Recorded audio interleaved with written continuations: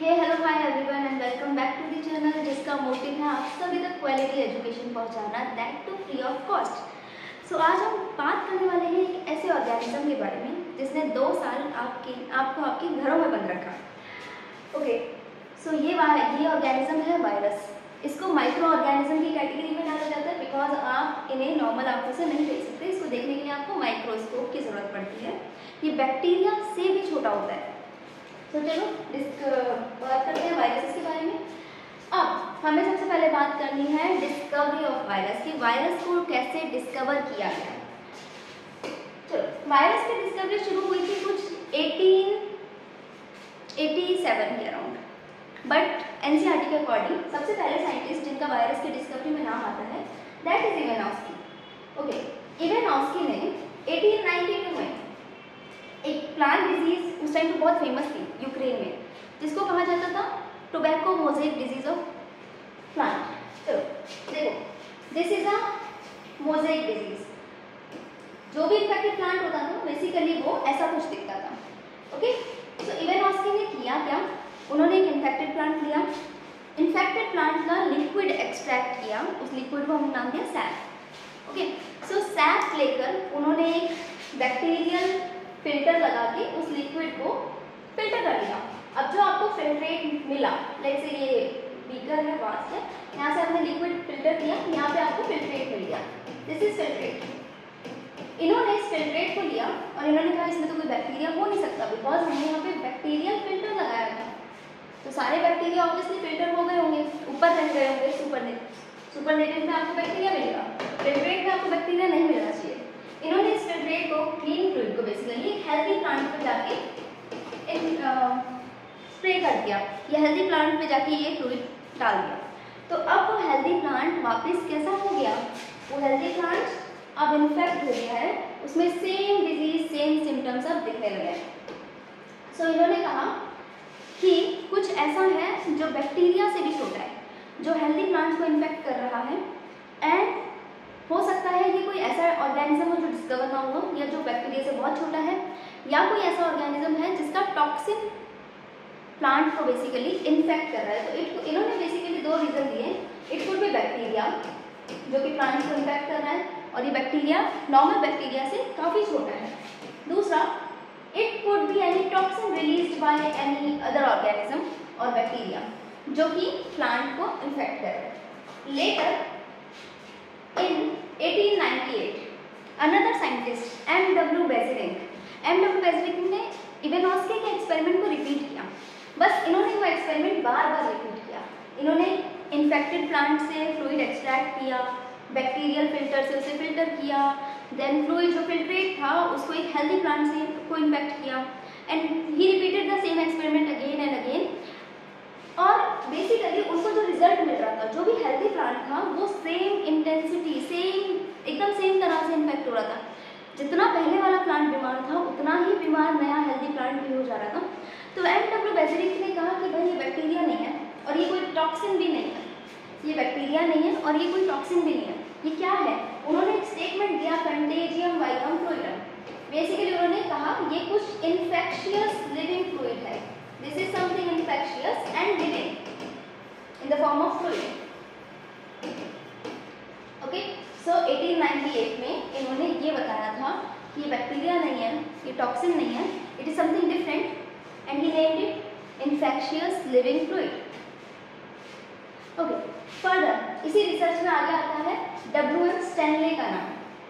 Okay, W.M. Stanley ने ये बताया कि वायरसेस को क्रिस्टलाइज किया जा सकता है, वायरस के क्रिस्टल्स बनाए जा सकते हैं, और क्रिस्टल में मोस्ट ऑफ द पार्ट होता है प्रोटीन का होता है।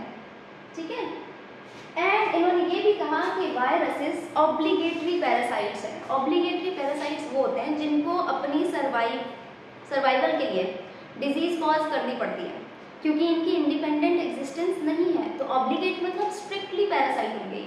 ठीक है, ये किसी ना किसी की लिविंग बॉडी में वो रह रहे होंगे, चाहे वो बैक्टीरिया हो, चाहे वो दूसरा वायरस हो, चाहे वो एनिमल हो, ह्यूमन हो, प्लांट हो, कोई ना कोई लिविंग सेल इनको चाहिए ही चाहिए। Okay, now the question is whether virus is living और non living. So have you heard about zombie और थिंक अबाउट ज़ॉम्बी। तो ज़ॉम्बी आप लिविंग में डालेंगे या नॉन लिविंग में? वायरसेस कुछ ज़ॉम्बी जैसे हैं, ना हम इनको लिविंग कह सकते हैं, ना ही हम इनको डेड में कंसीडर कर सकते हैं। So they are kind of connecting link between living and non living. चलो अब हम वायरसेस की कुछ प्रॉपर्टीज डिस्कस करते हैं। तो पहले हम बात करने वाले हैं लिविंग कैरेक्टरिस्टिक्स, जो इसको लिविंग की तरह दिखाती है। सारे लिविंग ऑर्गेनिज्म में अपना डीएनए होता है, अपना आरएनए होता है। सेम विद वायरस, इनके पास अपना डीएनए होगा या फिर अपना आरएनए होगा, दोनों कभी साथ में नहीं होंगे, बट डीएनए और आरएनए, एंड डीएनए और आरएनए मतलब इनके पास जेनेटिक मटेरियल है। अगर जेनेटिक मटेरियल है तो ये इवोल्यूशन भी करेंगे। आपको कोरोना वायरस याद है, चलो कोविड के टाइम पे क्या हुआ था, जैसे ही एक वायरस डिस्कवर होता था कुछ टाइम बाद उसका नया स्ट्रेन आ जा रहा था, वेरिएंट आ जा रहा था। ऐसा क्यों हो रहा है? क्योंकि वायरस म्यूटेट कर रहा था। सो viruses undergo mutation, this is also living property, right. तो कोविड में पहले उसका अल्फा वेरिएंट आ गया, ओमिक्रॉन आ गया, इतनी जल्दी जल्दी वो म्यूटेट कर रहा था, बिकॉज जब जेनेटिक मटेरियल होता है तो म्यूटेशन पॉसिबल होती है। And as compare to DNA, RNA में म्यूटेशन थोड़ा ज़्यादा फास्ट होती है। और कोविड का यानी कोरोना वायरस का बेसिकली जेनेटिक मटेरियल आरएनए था, तो आरएनए और जल्दी म्यूटेशन शो करता है, इसलिए वो इतनी जल्दी जल्दी डिफरेंट वेरिएंट्स में आ रहे थे। ओके, तो फर्स्ट लिविंग प्रॉपर्टी आपको समझ आ गई। Second, they are the positive agents of infectious disease, मतलब सारे के सारे वायरस कोई ना कोई डिजीज कॉज कर रहे हैं, चाहे वो एनिमल में हो, चाहे प्लांट में हो, चाहे ह्यूमन में हो। हर एक वायरस पैथोजेनिक ही है, वो डिजीज ही कॉज कर रहा है, कोई भी वायरस कुछ अच्छा नहीं कर रहा है बॉडी में आके, ठीक है। Then they have a protein code, इनके पास अपना प्रोटीन कोड भी है, प्रोटीन्स भी लिविंग में प्रेजेंट होते हैं, तो they have a protein code and the protein code possess antigenic properties. See what is antigenic property? अब सपोज करो आपकी बॉडी में कोई फॉरेन पार्टिकल आ रहा है, फॉरेन पार्टिकल के नाम पे वो कुछ भी हो सकता है, किसी और के ब्लड का सेल हो सकता है, या कोई पैथोजन हो सकता है, कोई बैक्टीरिया हो सकता है, कुछ भी चीज़ हो सकती है। तो इट्स अ फॉरेन पार्टिकल, वो हमारी बॉडी का पार्ट नहीं है अगर, तो उसको फॉरेन पार्टिकल कंसिडर किया जाएगा। और जब भी कोई फॉरेन पार्टिकल बॉडी में एंटर करता है तो उसके खिलाफ हमारी बॉडी एंटीबॉडीज बनाती है, उसके खिलाफ WBC लड़ते हैं, ये सारी चीज़ होती है। सेम विद द वायरस का प्रोटीन का पार्ट भी अगर हमारी बॉडी में अंदर आएगा, अगर एंटर करते हैं हमारी बॉडी के, तो उस प्रोटीन के खिलाफ भी क्या बनेंगे, आपकी बॉडी रिएक्ट करेगी, आपकी बॉडी एंटीबॉडीज बनाएगी, तो इसको कहते हैं एंटीजेनिक प्रॉपर्टीज। तो इसके पास एंटीजेनिक प्रॉपर्टी है, मतलब वायरस का प्रोटीन का पार्ट भी आपकी बॉडी में एंटर कर रहा है तो उसके खिलाफ एंटीबॉडीज बनेंगी, और यही प्रॉपर्टी यूज की जाती है वैक्सीन बनाने में। वो फिलहाल हमारा अभी का टॉपिक नहीं है, तो आगे चलते हैं। Now non living characteristic of virus, की वायरस लिविंग तो हमने पढ़ ली कि प्रोटीन कोड है, एंटीजेनिक प्रॉपर्टीज है, डीएनए आरएनए है, म्यूटेशन शो कर रहा है। फाइनली आते हैं नॉन लिविंग पे कि हम इसको नॉन लिविंग की ऐसे क्या प्रॉपर्टी कि हम लिविंग में नहीं डाल पा रहे हैं। तो फर्स्ट प्रॉपर्टी जो बहुत इंपॉर्टेंट है, वायरसेस आर एसेलुलर। देखो हम बचपन से 6th क्लास से 12th क्लास तक एक ही चीज़ रिपीट करते हैं, cell is the fundamental basic unit of life, cell is the fundamental basic unit of life, यही होता है ना। तो cell is the fundamental basic unit क्यों? क्योंकि आपकी अगर लाइफ अगर एग्जिस्ट कर रही है तो उसके पास एक मिनिमम अपना सेल होना चाहिए, एक सेल होना चाहिए, बट वायरस के पास तो अपना सेल ही नहीं है। तो what does it mean? They do not have any cell, इनके पास अपना कोई सेल नहीं है, इनके पास बस डीएनए है और प्रोटीन है, और इन दो चीज़ों से मिलके बस सेल नहीं बनता है। तो viruses are acellular. Next, viruses can not sustain outside the host, मतलब अगर ये बाहर पड़ा है किसी लिविंग बॉडी से तो इसकी कोई एग्जिस्टेंस काउंट नहीं होगी, ये कुछ नहीं कर सकता है, ये कुछ नहीं कर सकता, ना रेस्पिरेशन कर रहा है, ना मेटाबॉलिज्म कर रहा है, ना ये रिप्रोडक्शन करेगा, नथिंग। वायरसेस अगर बॉडी से बाहर हैं तो वो अपनी लाइफ सस्टेन नहीं कर सकते हैं, वो पड़े हुए हैं, वो नॉन लिविंग एकदम। इसको बोलते हैं विरियन। अगर वायरस बॉडी से बाहर है और अपनी लाइफ सस्टेन नहीं कर पा रहा तो ऐसे वायरस को विरियन कहते हैं। ओके, इसीलिए वायरसेस को अपनी एग्जिस्टेंस दिखाने के लिए ज़बरदस्ती क्या करना पड़ता है, डिजीज करनी पड़ती है, इनको ऑब्लिगेट पैरासाइट बनना पड़ता है, वरना ये इनके बारे में किसी को पता ही नहीं रहेगा कि ऐसी भी कोई चीज़ एग्जिस्ट कर रही है एक्चुअली दुनिया में। चलो, वायरस के पास कोई एंजाइम सिस्टम नहीं है, अब सेल ही नहीं है तो एंजाइम सिस्टम लेकर के क्या करता है, तो वायरस के पास कोई अपना एंजाइम सिस्टम नहीं होता है। वायरसेस को क्रिस्टलाइज किया जा सकता है। देखो, क्रिस्टल्स बनाना नॉन लिविंग थिंग्स की प्रॉपर्टी होती है। वायरसेस जिसको आप मतलब ना तो लिविंग ना नॉन लिविंग बोल रहे हो, अभी तो खैर हम डिस्कस ही नहीं कर पा रहे, बट बैक्टीरिया कितना भी छोटा हो, कितना भी छोटा क्यों ना हो, उसके क्रिस्टल्स नहीं बनाए जा सकते। वायरसेस के क्रिस्टल्स भी बनाए जा रहे हैं, ठीक है। तो ये भी एक नॉन लिविंग प्रॉपर्टी हो गई। वायरसेस रेस्पिरेशन भी नहीं कर रहे हैं, ये भी एक नॉन लिविंग प्रॉपर्टी हो गई। तो अब इससे कंक्लूजन क्या निकलता है कि बेसिकली हम वायरस को ना ही लिविंग में डालेंगे ना ही नॉन लिविंग में डालेंगे। हमने कह दिया it is a connecting link between living and non living, they are on the edge of living and non living. Okay, चलो नेक्स्ट, स्ट्रक्चर ऑफ वायरसेस। वैसे तो हम इसको डिस्कस कर चुके हैं कि वायरसेस के पास अपना आरएनए होता है या डीएनए होता है। सो this is genetic material of virus. एक बेसिक स्ट्रक्चर है, this is a structure of tobacco mosaic virus, वही डिजीज जिस पे इवानोस्की ने काम किया था actually. So this is a tobacco mosaic virus, and you can see this is the RNA, the genetic material. So this is genetic material, and this is the structure of protein coat. ठीक है, तो viruses के पास क्या है, अपना genetic material है। It could B RNA, it could B DNA, it could B double stranded, it could B single stranded, और इसको प्रोटेक्ट करने वाला प्रोटीन कोट है। Next, capsid. कैप्सिड ही क्या है, प्रोटीन कोट का नाम है। वायरसेस का जो प्रोटीन कोट है इसको हम कहते हैं कैप्सिड। सो कैप्सिड जो है it's not a continuous covering, it is made up of small units, small सब यूनिट्स एक्चुअली, जिसको हम कहते हैं capsomere. You can see it here, this is a single capsomere. इस तरह के बहुत सारे कैप्सोमियर लग के आपके प्रोटीन कोट बना है, आपका कैप्सिड बना है, आपका नहीं वायरस का, ठीक है। अब ये अरेंजमेंट जो है कैप्सोमियर का वो डिफरेंट वायरस में डिफरेंट हो सकता है, ठीक है। और इस कैप्सिड का मेन फंक्शन क्या है, इसका काम है आपके वायरस का डीएनए या आरएनए जीनोम को प्रोटेक्ट करके रखना, उसका डीएनए और आरएनए प्रोटेक्ट करके रखना। आ जाओ कैप्सिड सिमेट्री। अब कैसे कैसे कैप्सिड की शेप्स हो सकती हैं तो उसके बारे में बात करें। तो आपको मेनली 3 शेप पढ़नी है। The first one is helical.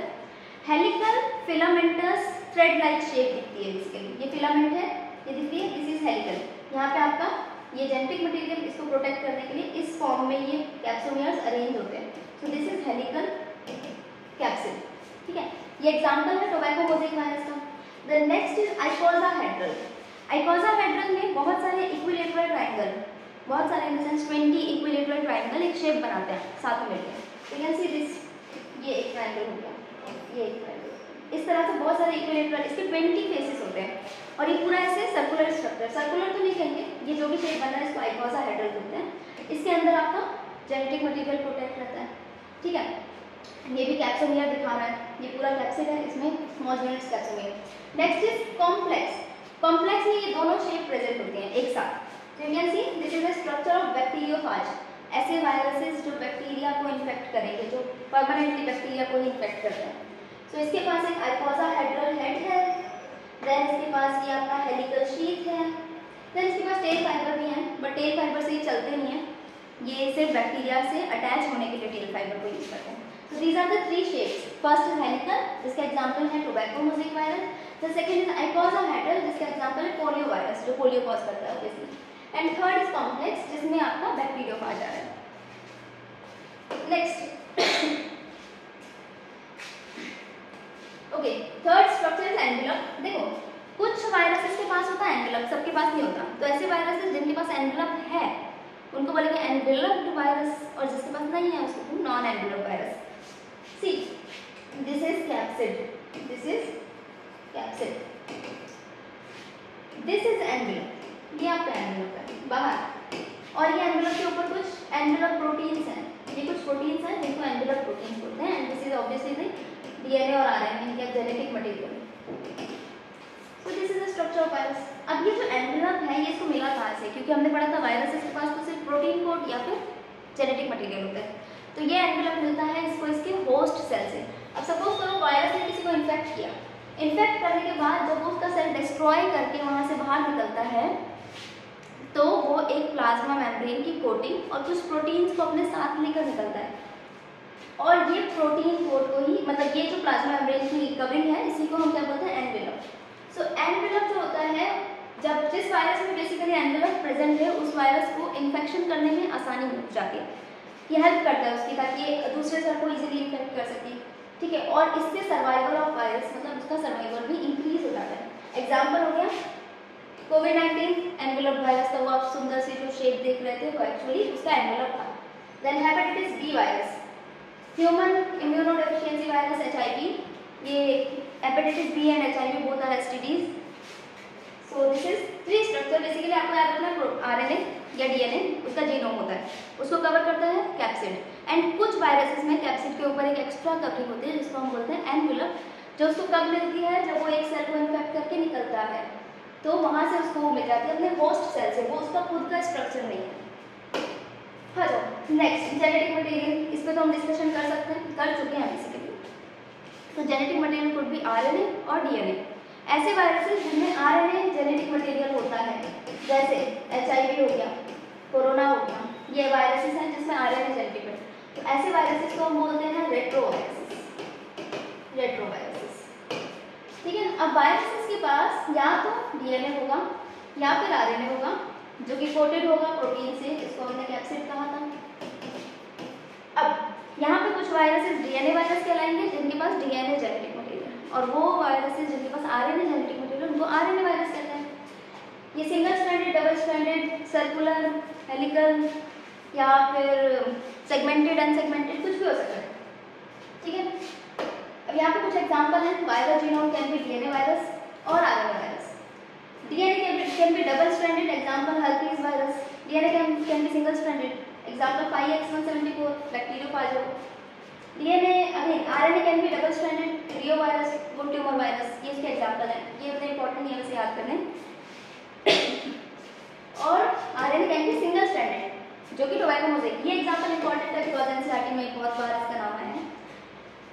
अब आपको एक जनरल स्टेटमेंट याद रखनी है कि ज़्यादातर प्लांट्स जो होते हैं उनको इन्फेक्ट करने वाला वायरस होता है उसमें सिंगल स्ट्रैंडेड RNA प्रेजेंट हुआ करते हैं।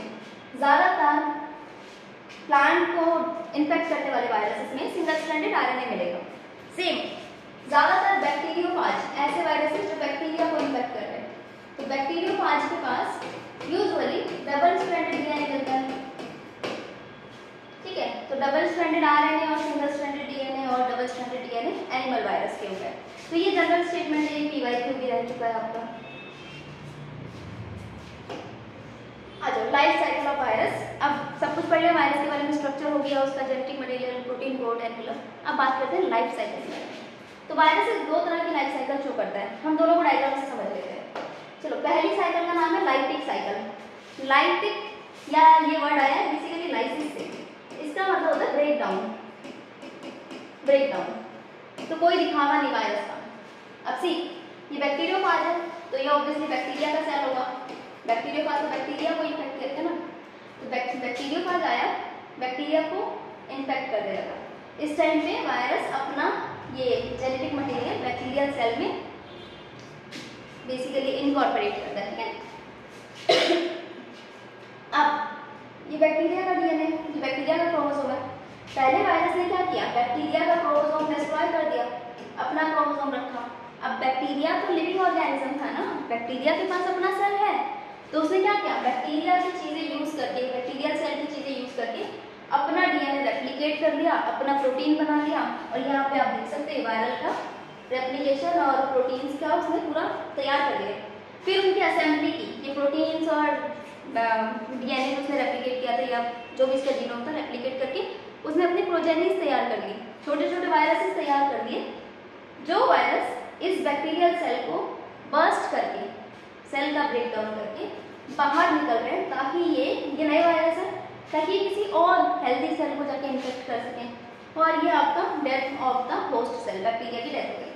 तो इस साइकिल से बेसिकली क्या समझ आ रहा है कि यहाँ वायरस ने कोई दिखावा नहीं किया, दुश्मन बन के आया था, सीधा वार किया है। उसका पहले क्रोमोसोम डिस्ट्रॉय किया, उसका सेल का सामान यूज करके, सारी मशीनरी यूज करके अपना DNA सिंथेसाइज किया, अपने प्रोटीन बनाए, अपने प्रोजेनीज बनाए, फिर सेल को डिस्ट्रॉय करके चल दिए नए सेल को मारने।